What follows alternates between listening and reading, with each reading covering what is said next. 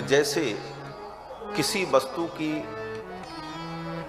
सत्ता नहीं है, और अगर सत्ता है भी तो वो अस्थाई नहीं है, वह वस्तु आपकी नहीं है, फिर भी उसकी सत्ता को अस्थाई मानकर उसे हम अपना मानने लग जाते हैं, इसी का नाम मोह है। और इसके अंतर्गत संसार की हर वस्तु परमात्मा को छोड़कर और ये चैतन्य आत्मा को छोड़कर तद भिन्न जितनी भी वस्तुएं संसार में हैं, वह सब कुछ नाशवान, अनित्य और किसी की नहीं। परंतु उन्हीं वस्तुओं को हम नित्य शाश्वत मानकर और उन्हें अपना मानकर हम जब व्यवहार करते हैं तो इसी का नाम मोह है। और फिर उसी मोह के कारण उन वस्तुओं के नष्ट होने पर, उन वस्तुओं के छूट जाने पर, उन वस्तुओं के हमारे जीवन से दूर चले जाने पर फिर व्यक्ति को दुख उत्पन्न होता है। फिर उस दुख में विवेक नष्ट हो जाता है। फिर उस दुख के परिणाम स्वरूप क्रोध भी उत्पन्न होता है, और फिर क्रोध का परिणाम अनिष्ट, विनाश, ये सब कुछ क्रम बनता चला जाता है। वस्तुतः मोह ही समस्त व्याधियों का मूल बनकर के हमारे जीवन में दुख का कारण बनता है। यहां तक कि अपने शरीर का भी मोह नष्ट हो, यही भागवत कथा सिखाती है। राजा परीक्षित को जब शाप हुआ कि आज के 7वें दिन तक्षक नाग काट लेगा, मृत्यु हो जाएगी, तो राजा परीक्षित को सुखदेव जी ने ये कथा सुनाई। क्या बताना था राजा परीक्षित को? क्या राजा परीक्षित मोक्ष के महत्व को नहीं जानते थे? खूब जानते थे। धौम्य महर्षि से महाराज परीक्षित ने समस्त विद्याओं को प्राप्त किया था। गुरु के चरणों में बैठकर सांगोपांग षडंग वेद का अध्ययन किया था।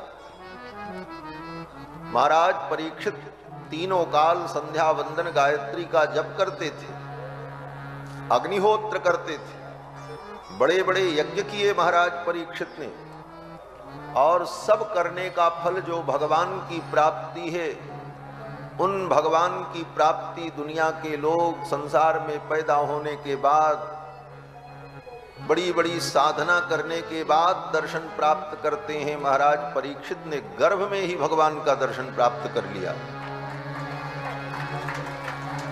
और इसके बाद भगवान जब प्रकट हुए, परीक्षित जब प्रकट हुए तो भगवान ने उन्हें अपनी गोद में लेकर के खिलाया। भगवान के परम प्रियजन, भगवान के जो आत्मस्वरूप प्राणस्वरूप पांडव हैं, स्वयं भगवान कहते मम प्राणा ही पांडवाः।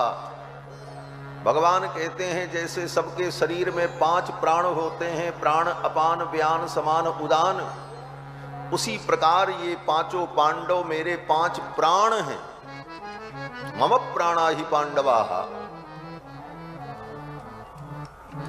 इतनी आत्मीयता भगवान की जिन पांडवों से, उन पांडव के पौत्र हैं, और उस पौत्र में भी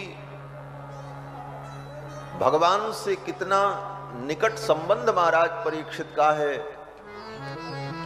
कि भगवान की सगी बहन जो सुभद्रा हैं, उन सुभद्रा के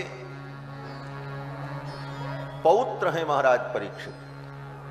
भगवान की सगी बहन के पौत्र महाराज परीक्षित, सुभद्रा के पुत्र अभिमन्यु और अभिमन्यु के पुत्र महाराज परीक्षित।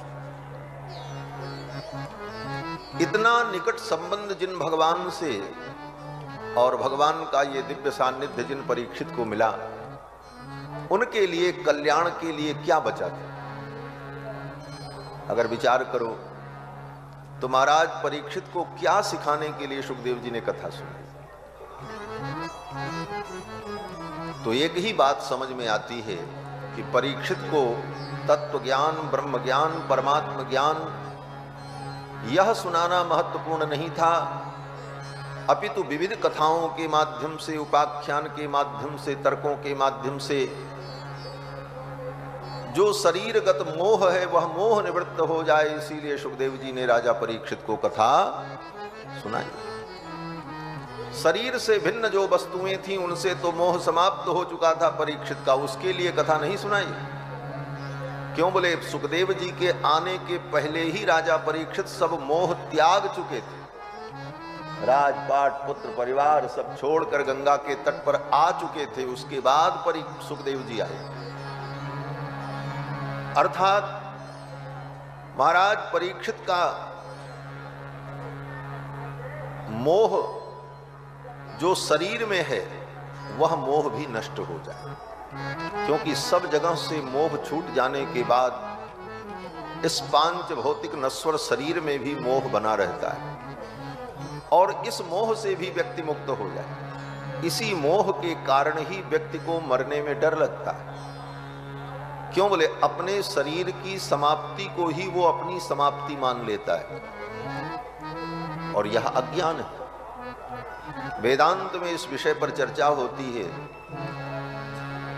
कि आत्मा का जो शरीर से संबंध है, यह आत्मा सदा से किसी न किसी शरीर में रहकर सुख दुख भोगता रहा, इसलिए अज्ञान के कारण आत्मा ने शरीर को ही अपना स्वरूप मान लिया, और शरीर के नष्ट होने को ही अपना नाश, और शरीर के विकृत होने को ही अपना विकार मान करके यह आत्मा अनंत अनंत जन्मों से दुखी और सुखी हो रहा है। तो सुखदेव जी महाराज ने कथा सुना करके महाराज परीक्षित के देहगत मोह को समाप्त कर दिया। परीक्षित के मन में जहां कहीं यत्किंचित मोह था शरीर के प्रति, मृत्यु का भय, वह भय भी इस कथा को सुन करके दूर हो गया।